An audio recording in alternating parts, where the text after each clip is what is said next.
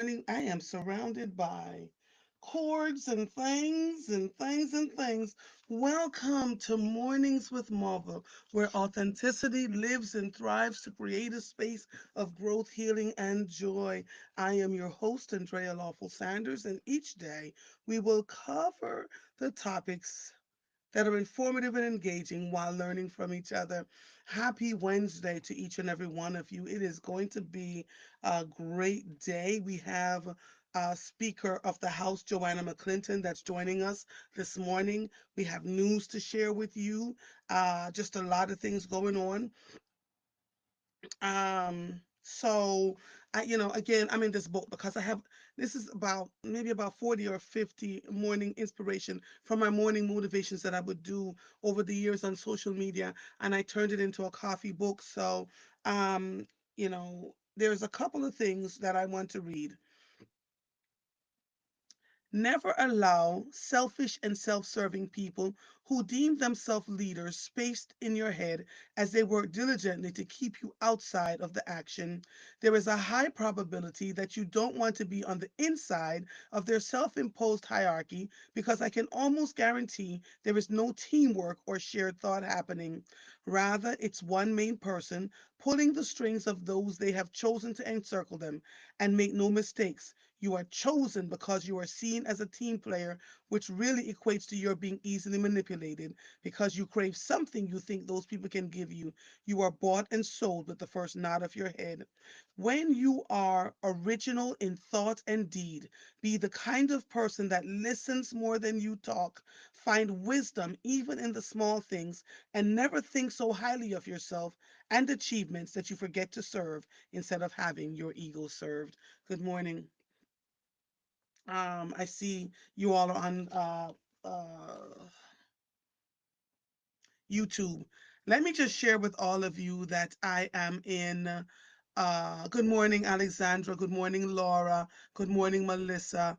Good morning, mother and friends. Marguerite, good morning. Good morning, Fee. Grand rising to all of you. So today is during pen relays. My husband is considered a widow because for that week leading up to pen relays, where I'm volunteering 12 and 13 hours a day, it is hard to catch me. This year, I've added to that by broadcasting live from the Penn Relays. There are going to be some young broadcasters coming from Jamaica and from some other places, from other countries that will, do their broadcasting live there. I am going to be broadcasting Mornings with Mother live Thursday and Friday.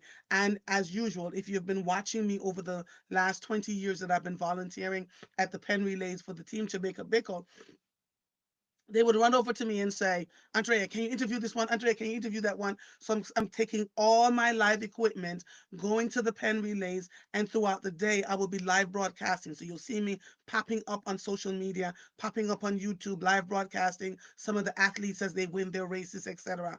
In order for me to do that, there's a whole lot of moving parts that are happening right now. So when I say exhausted, exhausted, I have a great producer that's going to come and set up all my equipment tonight so that I can just jump in tomorrow morning. I have a producer that's going to be with me on both days, at least in the morning. So I have to, quickly learn a bunch of things. I got folks that usually walk and follow with me to make sure that I'm safe and okay. And so I have to give a great big thank you to Team Jamaica Bickle for making this possible. And they understand my work ethic. So they know I'm coming to do the work, right? Once I got the green light to do it, it's been a flurry of motion between my team members and I about what is needed and what is required in order to make this thing go off flawlessly. Let me say this to you all. When you say you're in business and you go on out there, good morning, Beatrice Hill Barlow, and you go on out there and do what you say you think you want to do, make sure you are pumping back into the business the kind of quality equipment that you're going to need. Make sure you're pumping back into the business the quality personnel you're going to need for these things to go off without a hitch. Oftentimes we go into business to make money, and that money goes into our pockets so we can buy clothes and shoes, and that's not what business is about, right? For years I have been saying to all of you, as you make the money, pump it right back into your business so that your business can thrive and grow. And so a team member showed up last night with some lights because I ordered the lights for the space where I'm going to be in. Those lights were $2,000, y'all. Lights. I'm not talking about something. Lights were $2,000. So we're literally creating the space so that when people walk in, they will see us. They will come on over and have the conversation. I also will have access to a lot of the dignitaries that are coming not just from Jamaica but from around the world that ends up in the Team Jamaica Bickle Room. And in between live broadcasting, guess who's going to be serving hundreds of breakfast and lunch and dinner? So I am, between now and Saturday, whew, pray for me. And I have an event Saturday afternoon that I must attend because I promised that I was going to. And then I got to go right back to the Team Jamaica Bickle to help them clean up. I have said this to all of you all the time. If you're going to lead, leadership means servant to being a servant too, right? So when I walk into that space, I'm not Andrea Lawful Sanders, the media owner of A Lawful Truth. I am a mother. There, I am being bossed around, except for when I'm sitting at the table and I'm doing these live interviews. I'm being bossed around by these older people. Go wash your hands. Don't touch this. Go get the dumpling. Bring the bake. Do this. Do that. And I'm just like, yes, ma'am. Yes, ma'am. Yes, ma'am. Yes, ma'am. I am running up and down all over the place. And the guys who do all the cooking, they make sure they save a plate for me. Why am I the one helping to serve the food? I am fast. I'm really quick. So people will come and find me and I can't talk to you. So if you're coming to look for me to have a kiki conversation, these next 3 days are not going to be it for me. And then maybe on Saturday, I'll be able to go out onto the field and catch one or two races, but it's nonstop movement. I am committed to doing an excellent job. I'm committed to making sure that when the young broadcasters, and the young broadcasters that are coming from Jamaica are 14, 15, 16, young folks who want to get into media, they have been doing this for years. I think for the last 10 years, I have seen them. So you'll be able to get a glimpse into what they are, what they're doing, who they are, and, the quality of work that they're bringing in.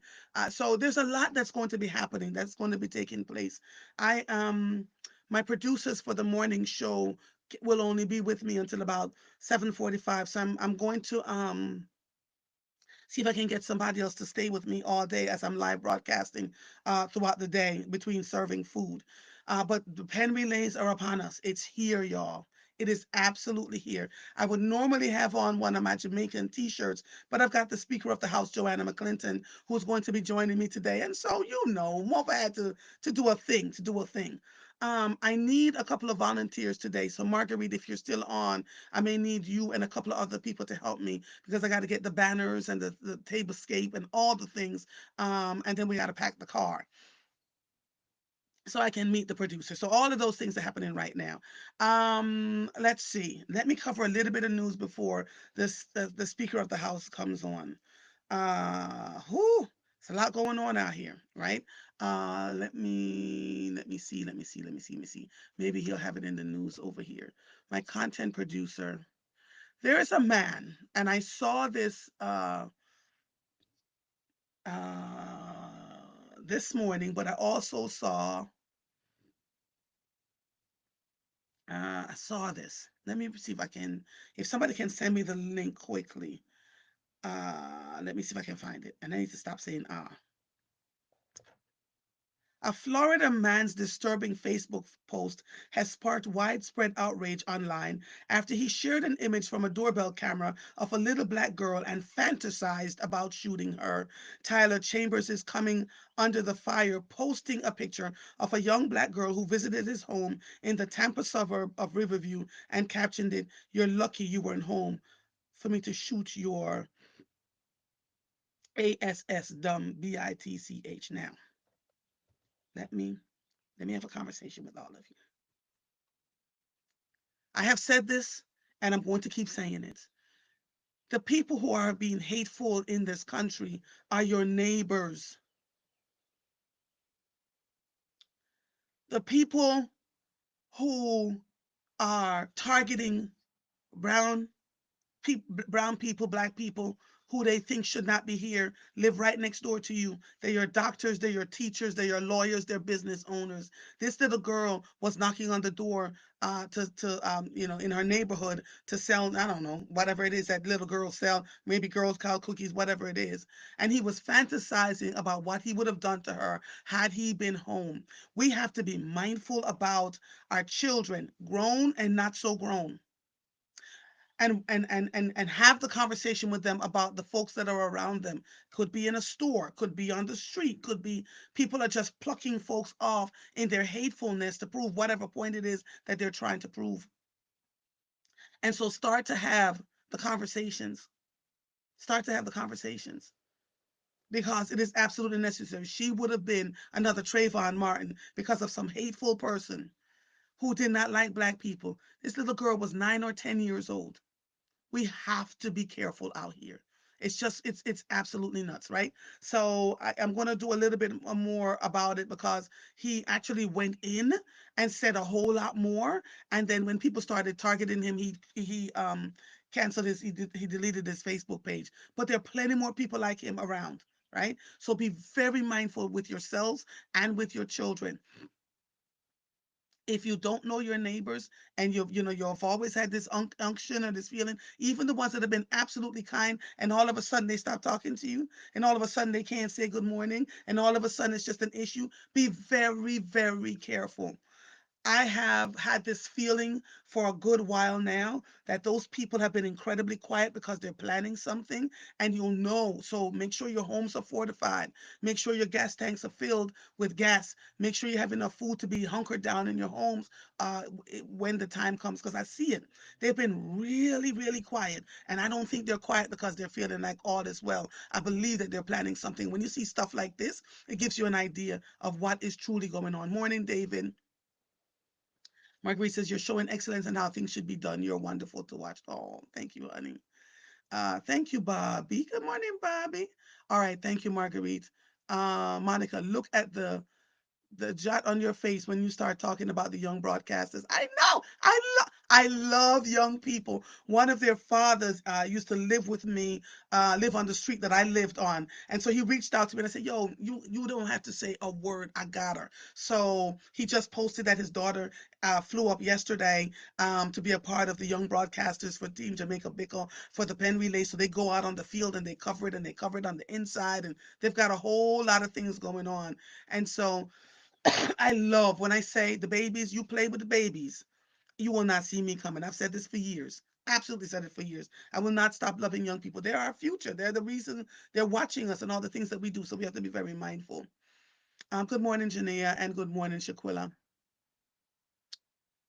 Uh, Laura says it's not a good idea to allow young girls to be alone, going door to door in these days and times. She may have had a parent or an adult there with her off to the side. You know how we do when we take our children out. They didn't know that this child was going to end up on social media with this person fantasizing about what he would do to this young black girl, like hateful of black people. So it's a lot. It's an absolute lot. Let me also share with you because this was sent to me. I try.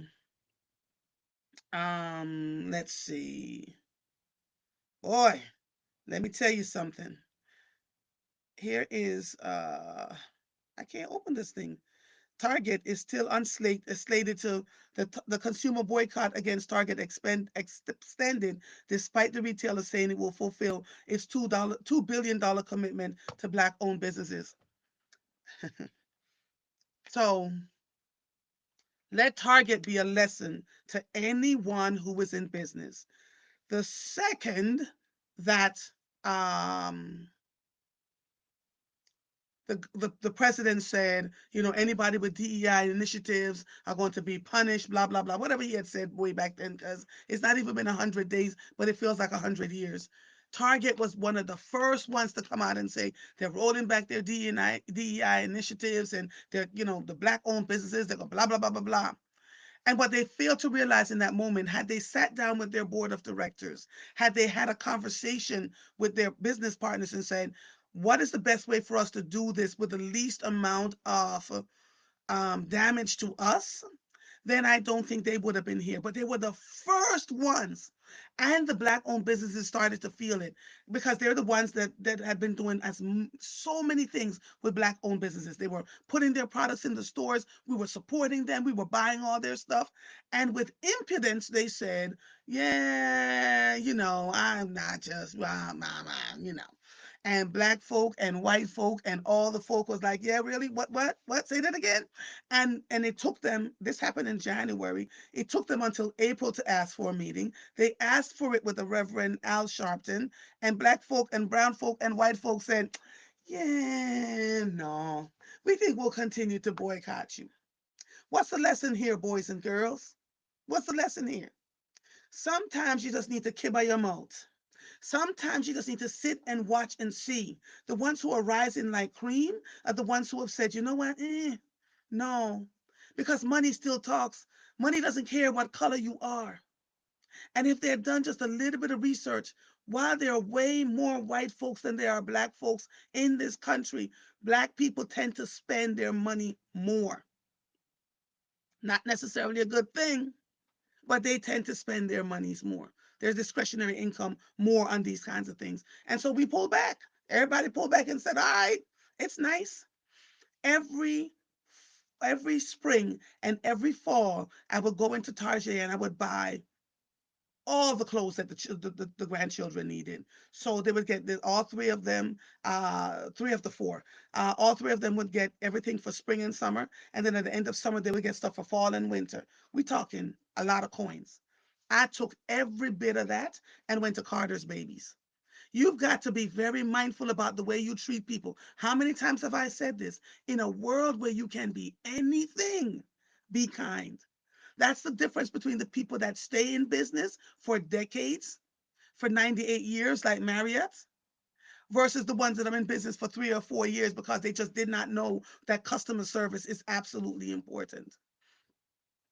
And to be mindful of how they treat their customers. You cannot, even when the customer is dead wrong, the way you respond to the customer is absolutely necessary, right? So you have to think about the words that are coming out of your mouth. And the customer, the client should never feel your angst about whatever is on inside your organization when they're talking to you. Oh my God, my people don't know what they're doing. Oh my God, blah, blah, blah, blah, blah. They don't need to hear all of that. Just say, I apologize. How can I make this right? Period. It is the difference between giving an extra plate of food or giving a different hairstyle or just apologizing than to say, I'm not dealing with this. This is not my thing. You can't do that. If you want to stay in business for a long, long time, customer service is the crux of your business. So if someone comes, let's say I own a restaurant and they come to me and they say, Andrea, I'm looking for the owner. I'm the owner. Andrea, your grits used to be really good. Now it tastes like box grits. Now your grits doesn't taste at the same quality. And I can have box grits at my house. So can we figure this out? What's the thing to say, y'all? Not, oh my God, I can't believe they're complaining and we work so hard. Nope. I apologize. How can I make that up to you? Can I serve you a different dish? I'll give you a gift certificate to come back into the restaurant. We'll serve you something different, and I'll have a conversation with my kitchen staff. We will test the grits to make sure that it's of the finest quality. We thank you for your giving us this bit of information. See the difference? Now that customer is going to say, I had a conversation with Miss Andrea. She was so kind. And then I'm going to bring my friends. I'm going to bring this friend and that friend, and I'm listen, and we're going to make sure that we talk about this restaurant because they're giving us good customer service. Now, yes, there are people who are just going to be crotchety for the sake of being crotchety, but when you're in business, you have to expect that. You're not going to get 100% all the time. And so we have to be mindful about how we talk to people. When we're in the business of servicing people, we just have to be mindful about how we knock it out. Um, mm, so there's that. Let me give you a little bit more. Good morning, State Rep Parker. I hope you're not asking to come on live because I have good morning, sis. All right, yes, ma'am. Yes, ma'am. Um, Jania says, like you, Andrea, I don't play about children, which is why I do what I do. When you sit in my class, you become my baby. Listen, all when they're 455 years, they're still my baby. Grow with children. Miss Andrea, screaming, running down the street with babies in tow, married with wives and husbands. And I'm like, wait, you were just 14, you know? Monica said, Alexandra says that was only one concession. Pastor Jamal Bryan said, nope, the town hall was last night. All right. Jamal Bryant was in that meeting too because Reverend Al invited him when Target didn't. Okay. Laura says, I just read an article about the CEO of the Marriott Corporation. He got 40,000 kudos for handling the DEI issue in a sensitive manner. His employees showed him appreciation for his response. I saw that too. And what he said was the reason why the Marriott has been around for 98 years is that we have two basic principles: welcome everybody and create opportunities for everybody to be hired in our organ. Period. When you start delineating and saying things like, "Oh well, they're black. Oh my God, I don't want these colored people working here. Oh my God," then you're really creating a space for your business to go out of business. It'll be interesting to see how Target is doing 10 years from now. Because let me give you a little clue: Starbucks still has not fully recovered from the incident that happened in Philadelphia. Be mindful be mindful. David says, some things cannot be apologized for, as Tommy Hilfiger. Yeah, listen. Um, he says, we had racism at Prime Rib, and the manager and owner removed us, not the racist bartender. Uh-huh. Monica says, customer service is care. It's very simple. Oh, sorry. He says, sorry, Rittenhouse Grill, the former prime rib. So that's where it happened for David. And when people don't treat you well, dust off your feet and move on. They're not, listen, you don't have to, there's nothing else you can do or should do, right? Do what you've got to get going. Let me tell you something. I went to sleep last night with a whole lot of anxiety. I'm like, oh my God, I got to do this thing and I got to do this live broadcast. And it's something new for me in the way we're setting up and getting this stuff done. So there's a lot happening on this end and I'm trying to figure it out.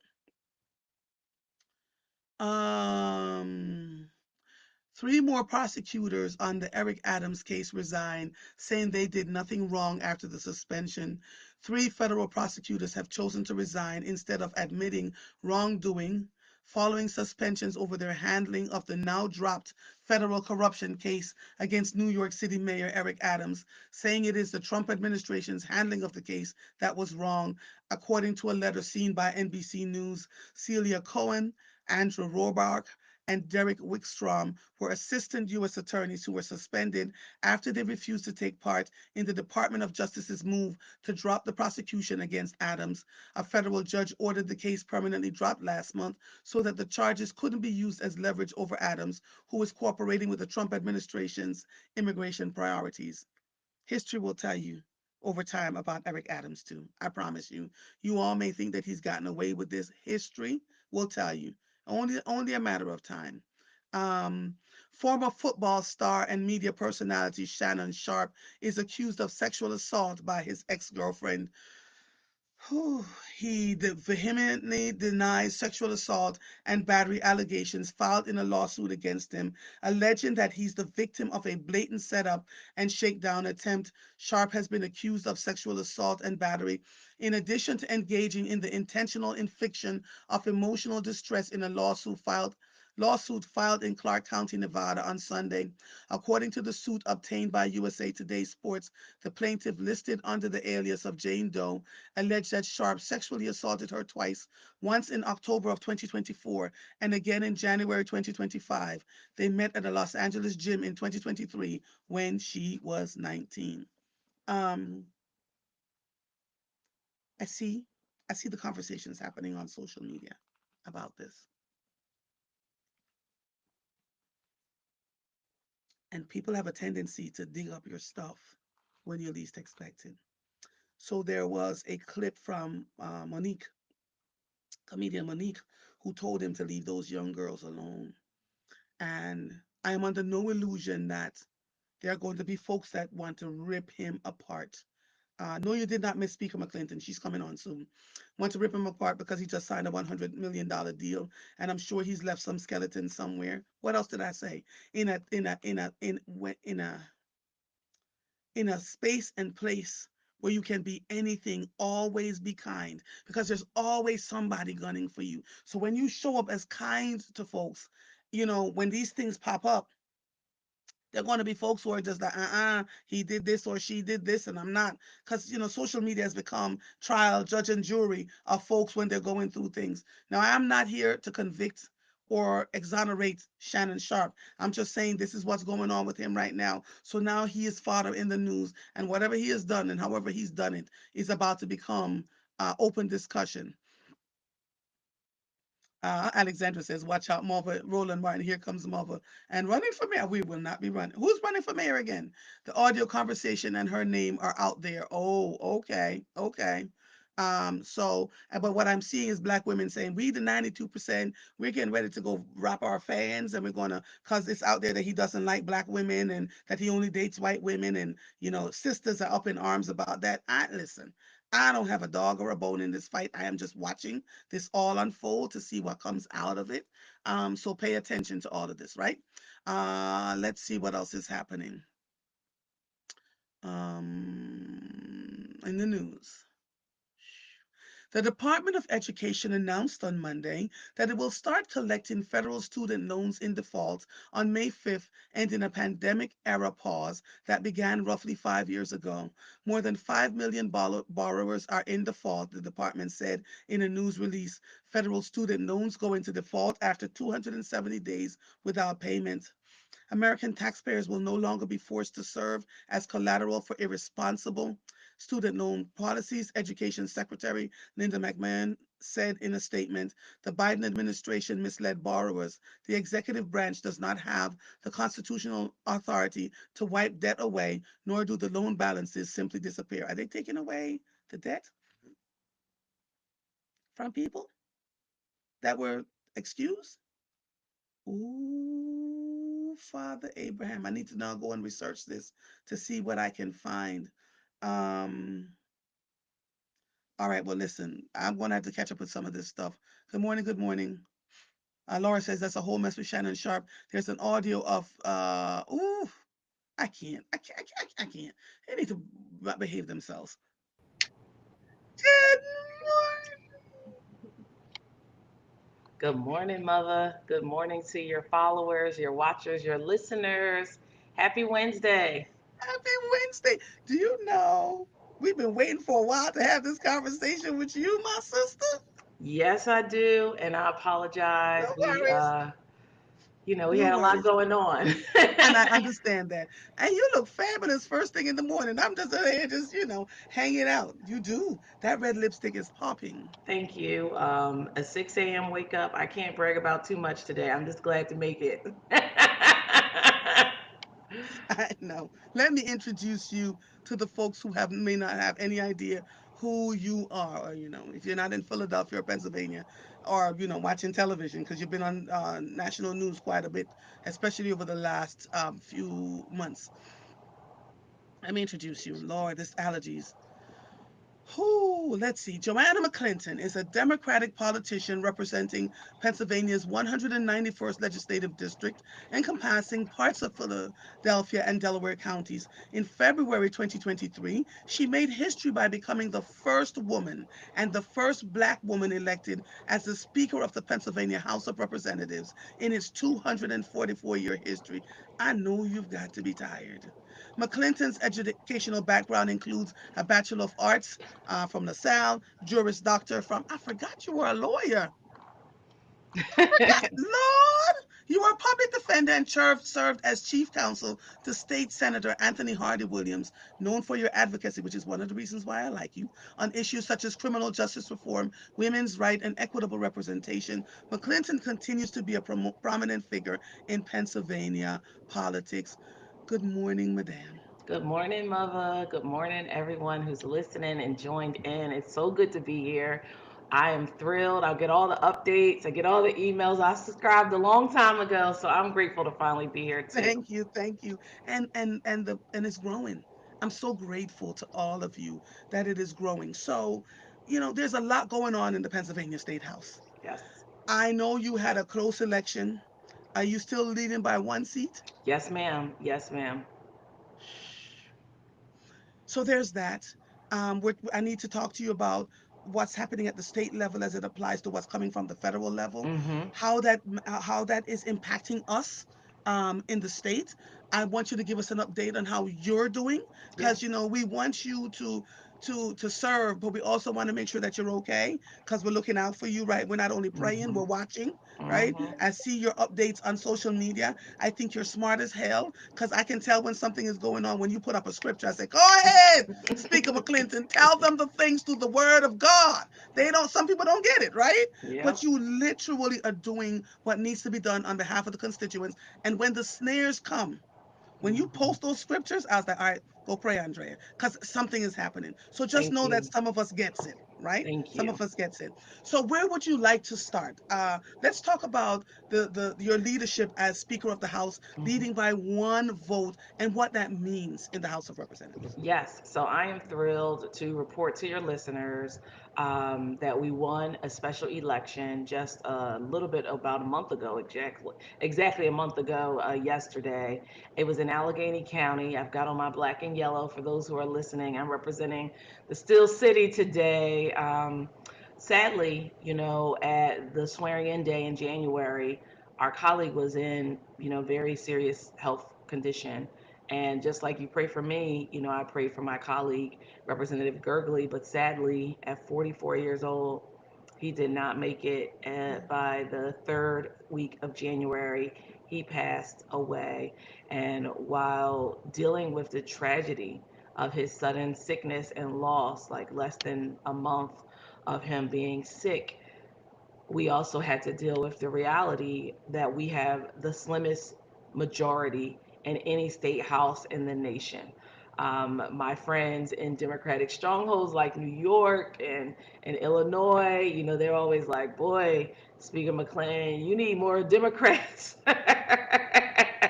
And we uh, used to, didn't we? Because well, Pennsylvania we is were in a in the minority my entire career until 2022. So, interestingly enough, going back into the 90s and the 80s, Pennsylvania was a blue state.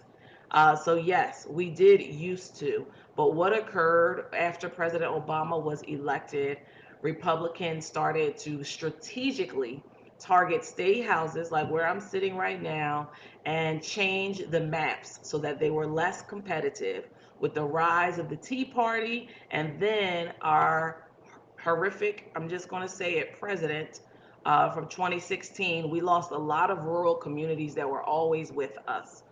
We lost a lot of small town USA, and that includes big parts of Pennsylvania. So when I came, there were 82 Democrats in 2015. In 2022, after one election and a fair map, after changing the map when I was a minority leader and on our redistricting commission, we won 12 seats. We went from 91 to 102. And nobody, including all of us, could believe that a fair map provided simply competition. And in 2024, with all the heartbreak, tragedy, and real tears that I shed starting on Tuesday around 10 o'clock, I'm like, this country is doing the wrong thing.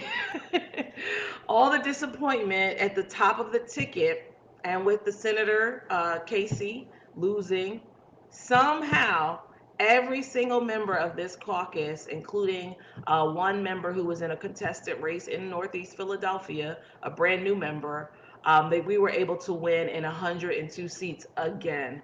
And then, of course, January, we sadly lost our colleague. In March, that seat got filled by a gentleman named Representative Dan Gogenhauer.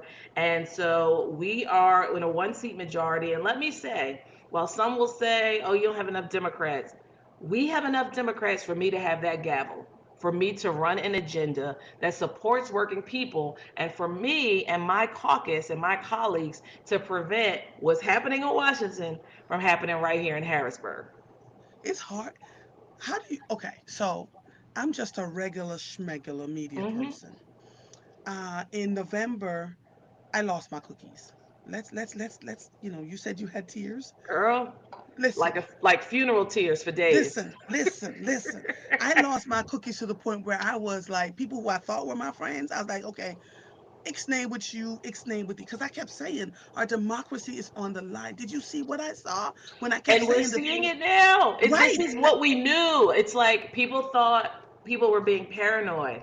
I Yes. remember, the talking points that I had from the Harris campaign. It always said Trump's dangerous Project 2025, but I had also looked at it for myself, Me too. and we were making every effort, on social media, at the doors, at the subway stops, at big events, to just try to get people to recognize this is no joke. You cannot afford to stay home. Staying home, of course, is voting for the other side. You cannot tell me it doesn't matter who's president. And I had people tell me that. I had voters tell me that. And you cannot tell me that it's about the price of eggs. But I had voters tell me that too. And at the end of last year, they were laughing, saying, oh, the economy is going to get better. Well, guess what? Not even 100 days, and it's still not better. Everything is worse, and it is clear that he is attacking our society, our nation, our democracy, our citizens, our neighbors. Nobody is safe. It is outrageous the way our president, in front of the whole world, World. is undermining our democracy, firing without cause people who are public servants, making an effort, and we will see it in time, for big, rich billionaires to make more money. It's amazing to me. And the very people this wasn't about the price of eggs, it was the price of hatred. Right? And unfortunately, for those who thought that we are going to get rid of all the immigrants and all the people that we don't want, our very president said not days ago that he is getting ready. He did another executive order. This is what executive order 450 million. He did another executive order saying he can deport anybody at any time, whether you're a United States citizen or not, and people are starting to feel it at the airports. Folks are trying not to travel now, so it's impacting the traveling industry. Sad. I am reading things about folks from around the world who are going anywhere but coming here, right? So we are feeling the impact of it all. Nobody's talking about eggs anymore, but we're talking about now no jobs, feeling afraid, people who are in black clothing just snatching folks off the streets, Yep, state rep. And so I said to a friend of mine, I said, I kind of feel safe in Pennsylvania because it's a blue state. And she said, it's purple now. it's So true. That is true.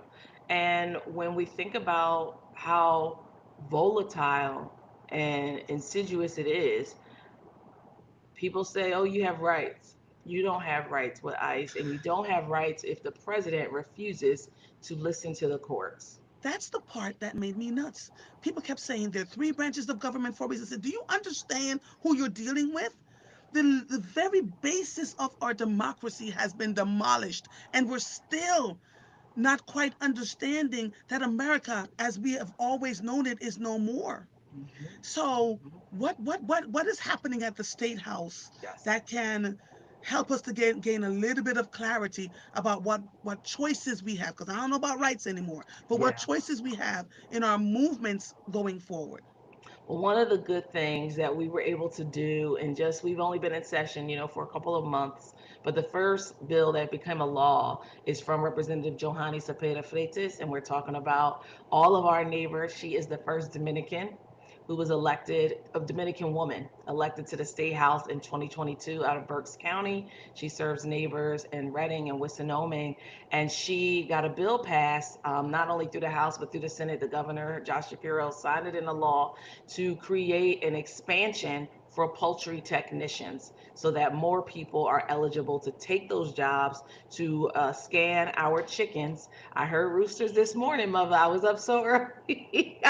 I had a rooster in Harrisburg, okay, but we're not talking about that, because we know really the price of eggs since the president has taken office has actually skyrocketed Yes, even it more. has. So we were able to get that bill into law, and it's going to make sure that it minimizes the outbreak of bird flu and keeps our poultry supply with a lower price for consumers. Other things that we're doing at the state level, we have healthcare in Pennsylvania through penny.org. You can go online because we have expansion of Medicaid. So God willing, the creek don't rise, and our federal government does the right thing later this year and doesn't pull the plug on healthcare funding. We have sent over to our state senate different factors from the Affordable Care Act, making sure that no one cannot get insurance because of pre-existing conditions, making sure that young adults can stay on their parents' health care while they navigate a new career, figure out what's going on in their lives, making sure that there's no limit on lifetime coverage. So we have been at the state level making sure that we protect your health, making sure that we save your money, making sure that people who are literally trying to scramble. I mean, there are so many organizations, and that's the other thing. People don't realize how many groups who do good work, legal work, giving out food, lawyers, food. Like, it's so many people that receive federal funding, folks doing research to keep us healthier. And the plug has just been getting pulled indiscriminately. So it is a wild time that we are living in right now. Yeah, I'm loving these updates. Let's talk a little bit about education. Hmm. We over the years, I mean, I sat on a school board for 8 years, and even back then we were getting less and less money from the federal government. It was almost like it was being set up for us to get to this place. What's happening at the state level for school districts? What can school districts expect now with all the plugs, with them dismantling the Department of Education at the federal level? So while we still don't know what that will translate into, the president does these executive orders, and then for some of these moves, it's a slow walk. Some anticipate that what states would normally receive for educational services for students with special needs will come as a large bulk check to the state, and the Mm-hmm. state decides what to do with it. Mm-hmm. I'm good with that, but if the president and his team are listening, watching, we do need that money. We cannot pull the plug on so many federal programs, from lunch to breakfast. These are federal dollars that make sure that our school buildings and our school districts have support. But what we do at the state level is we shoulder the burden for education. So the districts who have a lot locally, their taxpayers shoulder the burden. But the state, according to our Constitution, is supposed to shoulder the burden. And for a very long time, and I'm talking like generations, right? Decades, this state capital has underfunded school districts, Yes. and not only urban settings and suburbs right outside the city, but also in rural communities where we see buildings that have aging infrastructure, buildings that are getting our children sick, they're toxic, they have to be working to remove asbestos and lead paint. But I am proud in my years of leadership in Harrisburg, and it's only been a few, that the investment in school funding has significantly changed. In our last budget, we were able to do an additional new $1 billion into public education. And the way our formula is set up, it went to districts who are in the most needs. The Reading School District, they have the largest high school in our entire Commonwealth with thousands of students. I went there for a tour to see it. And right next door is beautiful Wissanoming with big houses and large property taxes. And they have, smaller school that's very much more modern. But we are working to bridge the gap so that our children are not walking around hopeless, without purpose, and thinking no one cares, because that is what happens when people ask me what's going on in Philadelphia. It's like, hello, we're not investing in our youth, we're not showing them that they are important. So I am proud to say that we will continue to invest in a strong level as we get ready for our state budget process. Our deadline is June 30th, so things will get very serious for us in a few weeks, not too far off.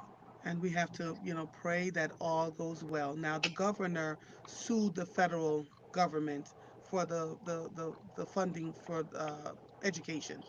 What's happening with that? Do you know? Yes, so there is not an update yet, and big shout out to Governor Josh Shapiro for standing with us, fighting for us, and working alongside this legislative branch, being our biggest partner and making sure that we do good things for Pennsylvania and not being afraid to stand up to the president. This is now the second time the governor is leading in a litigation fighting for Pennsylvanians' rights. First, it was for funding and grants that was promised and suddenly pulled, hundreds of thousands of dollars that he was able to successfully get out of Washington. And now he is fighting to make sure that our federal support does not go away, does not dry up. So we don't have an outcome yet for that lawsuit, but we appreciate his bold leadership in this hour. It is needed now more than ever. Especially, let's just talk about why elections matter. We have an attorney general who is mute. Has anyone heard from him?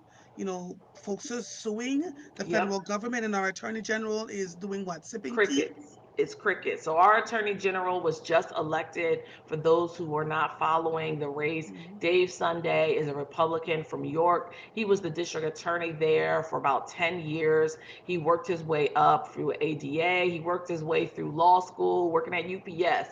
So when I, sit down with Dave and hear his story, it is compelling. But Dave is a Republican. He was on the Oh. ballot with the president. I don't know, to the extent that they collaborated their campaigns. Hmm. I'm not Republican. I wasn't at rallies with them. Hmm. However, I do know that he is not pointing the finger and using the power of his office Yes. to bring accountability to this White House. Yeah. Yeah, And we that is see it. troubling. Yeah. So let's bring it a little closer to Philadelphia. SEPTA, the legalization of marijuana. Hmm. Um, you know, what's happening there? What can we do differently? What do people need to know from the state level coming down about what that means for us in Philly? Absolutely. So, what people have to know with mass transit is that SEPTA, all the way to the Port Authority, the Pittsburgh Port Authority, are having real crisis in finances because we, as a state, have not given these local transit organizations all across Pennsylvania enough money to be able to have a stable system. And this is including since the pandemic. Because they don't have enough investment, it is a possibility that agencies across PA could limit services, cut lines, really do detrimental things that will hurt folks trying to get to and from work, that'll hurt our babies that are going to and from schools. Right. Everybody doesn't walk to their schools. Some people are going to a special school for arts or different things. They have to take 3 buses. Our kids, our seniors have to get the bus to the doctor office many times. And as a result, we want to make sure that SEPTA, Port Authority, every single agency has what they need because it is a lifeline. My mom's aide told me when a strike was threatened in the summer, Joe, I'm not going to be able to come take care of your mother at night because I don't get paid enough to pay for ride shares, and it's every day. It's not like a Hmm. thing where you're taking Right. one to one event. She's like, I gotta take SEPTA to get here from South Philly to West, and if SEPTA goes away, there goes my ability to work. So it is no joke. There's so many people just like that, and we are working here in Harrisburg. And last term, not to repeat history and to get into what's up, but we sent 3 different pieces of legislation to allow for SEPTA and Port Authority and all the transit authorities to get money. But the Senate, right across the building from where I am, I'm in the House side, right down the way, they never move the bills. So we really need folks who are activists to call Republican senators and tell them we need their help. Right in Bucks County, right outside of Philly, we have Frank Ferry. Call his office right in Philly. There is a new Republican senator by the name of Pecosi. Call his office. Right in Montgomery County, there's Senator Pennycook. These senators, every time they have a chance, they're trying to impeach the DA and do things like that. It is time for them to stand up for Philadelphia. You want to get involved with Philly? You're serving the area. Make sure that we can have SEPTA and that the funding is not cut because that will be detrimental to everybody. Absolutely. And the legalization of marijuana, what's happening there? So there is a strong possibility that we will start the conversation. Many times in Harrisburg, and just yesterday I was at an event and folks were like, "You got to get a better bill." I said, "Listen, in Harrisburg, we start conversations. And the Mhm. way we do that is we get ourselves together around a bill and we send it over to the Senate. And we anticipate that there could be changes and modifications, amendments. So we have a few different bills, unclear of which bill will run, Mhm. but all those bills are working to legalize marijuana, to create a pathway to protect our health, our safety, to regulate the marketplace, and to create jobs, in an industry where folks, I don't know about you, but when I'm on 95, it's huge billboards. Come to Wilmington, come to Pennsauken, come to Camden, Mhm. Mhm. come here, come there, because New Jersey, New York, now Maryland, and Delaware, and Ohio voted by proposition at the ballot. They all have adult use marijuana. Pennsylvania is with our state below West Virginia. We don't have it. Yeah. So we are missing out on a market, we're missing out on an industry, and we're missing out on what many people choose to do every day, but really are risking their life because Right. you don't know. No one's, checking to see and Yes. scientifically to make sure that your product is safe. Safe. Yes. I'd also like to see, once we get it in Pennsylvania, that black and brown folks get access to being owners of these dispensaries, not Mm-hmm. just buyers, not just consumers. Does that make Mm-hmm. sense? Because we've been locked up for so long over tiny amounts of weed that, the Jamaicans could have told you a long time ago, though, dude. Yes. Yeah, Yeah, man. yeah, man, yeah, man, yeah, man.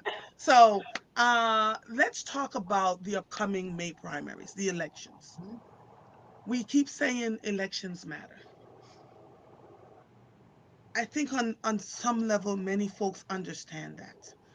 But I want to discuss with you a little bit around what can the Democratic Party do differently to bring people out other than saying this president is crazy?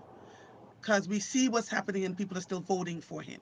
Yeah. How can the Democratic Party pivot into making people understand or getting people to a place where they're willing to sit at the table with you around what is necessary in this upcoming primaries? Because I feel, Speaker McClinton, and you can tell me I'm sucking salt or a wooden spoon if I am wrong, but I feel we're coming up on a time where we will not be able to vote at all.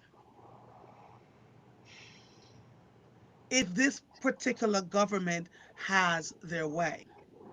So, and as you can see with the way they did with the redlining and the redistricting so that we couldn't Mm-hmm. vote, now it's, if you're married or if your name doesn't match this or it doesn't match that, you got to prove that you're a United States. We're going right back to those things. Yeah. So, what can we do differently um, to get folks to a place to understand that your votes continue to matter? We really have to use this time as a rebuild for what Democrats stand for, fight for, believe in, and really in a way that we can reach people when they are very frustrated and also facing and fighting defeat and hopelessness. Democratic super voters, of course, are not there, but certainly the average person who is not plugged into politics because they have a life and they have a family and they're trying to survive out here. Mm, They need to be reached in this moment and to be reminded of why, at least myself, I've been a Democrat my entire life because we are on the side of the working people.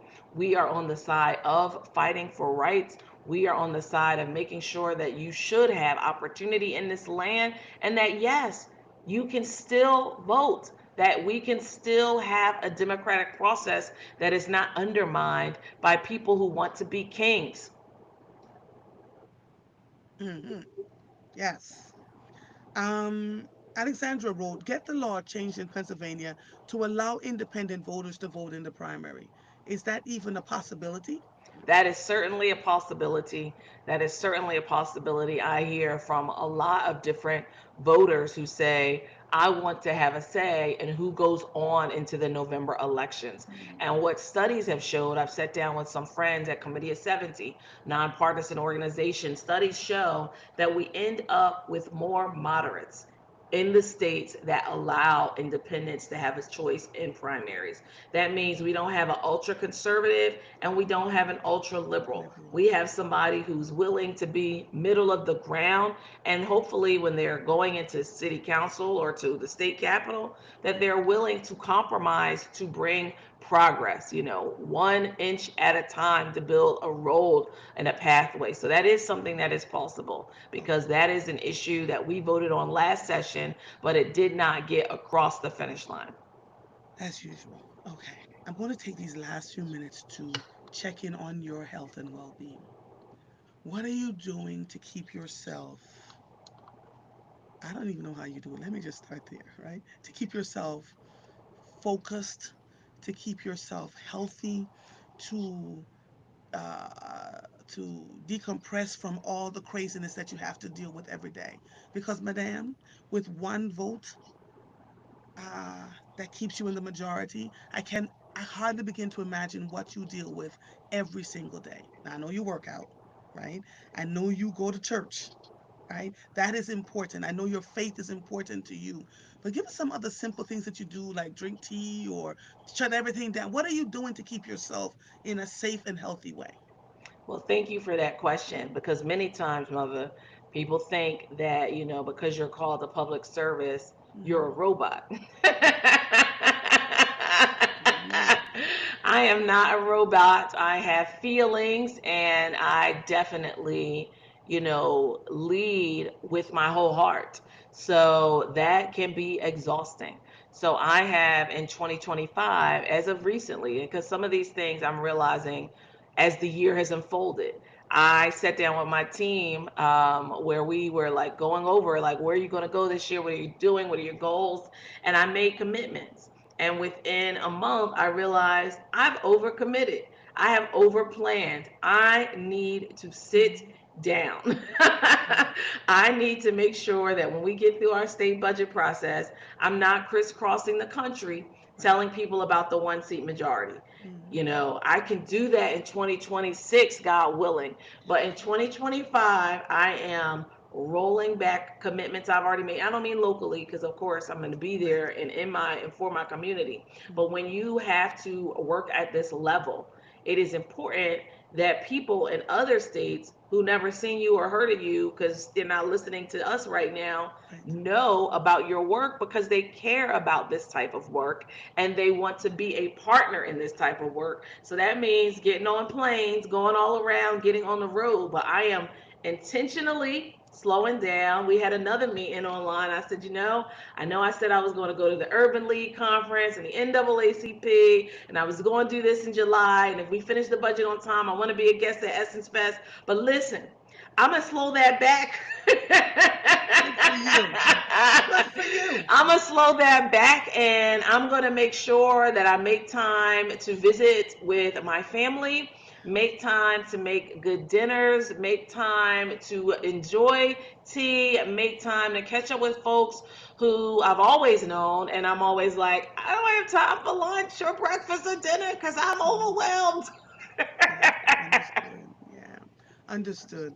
I am proud that you're doing that because we need you in the healthiest space, not just for the work that you do, but we need you in the healthiest space.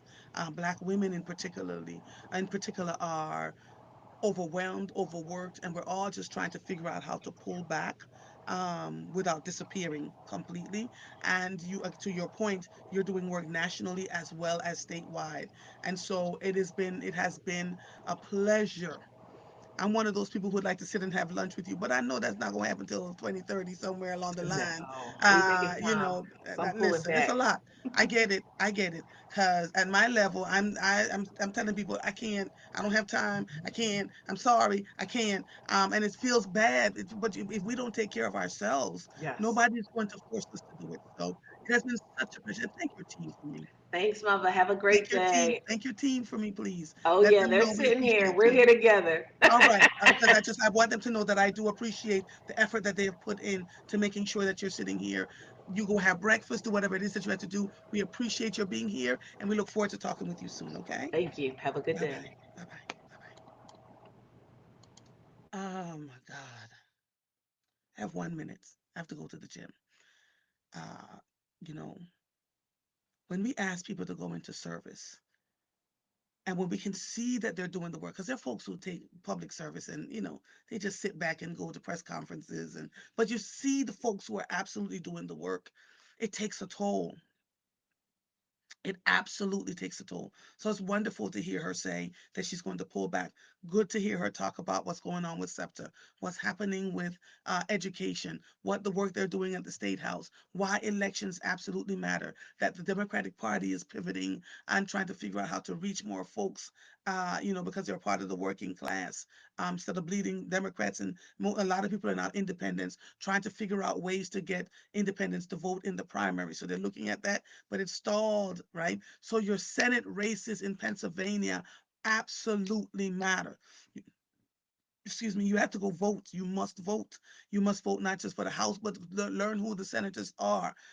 We want to get more senators elected so that we can, get things moving across the Senate floor in Pennsylvania, not just the House. And as you can hear, the House is only being led by a one vote majority. She is the first Black speaker of the House in its 240 whatever year history, and the first woman, I'm sorry, the first woman, the first African American. I want to thank you all for spending the time. We have a lot of interviews in the pipeline. My content producer is working through all of that and booking those interviews for the show. And I appreciate that person more than you can even begin to imagine, because I don't have the capacity to do all of that and this too. And so, to every one of you who take the time each morning to get up out of your beds and click in at 6:30, you could have been anywhere else, but you come and you join us on Mornings with Marva every morning at 6:30. I want to say thank you on behalf of my team and I. We appreciate your being here. We appreciate your commentary. We appreciate your showing up every single day without fail, to the point where if we're not on the air, we get, "Oh, are you all right?" I love you all. I love you all so, so much. You just don't even understand, because your encouragement motivated us in our team to continue to move forward in getting this work done. I am now going to get ready for setting up for the pen relays. For those of you who are just joining us, we have live broadcasting from the pen relays on Thursday and Friday. Mornings with Muffin will be live broadcasting throughout the day. So I just want to say thank you to each and every one of you, and I will see you tomorrow morning live from the Penn Relays on University of Pennsylvania campus. This episode of Mornings with Mother is officially over. I am Andrea Lawful Sanders. I'll see you when I see you. Bye, everybody. Bye bye.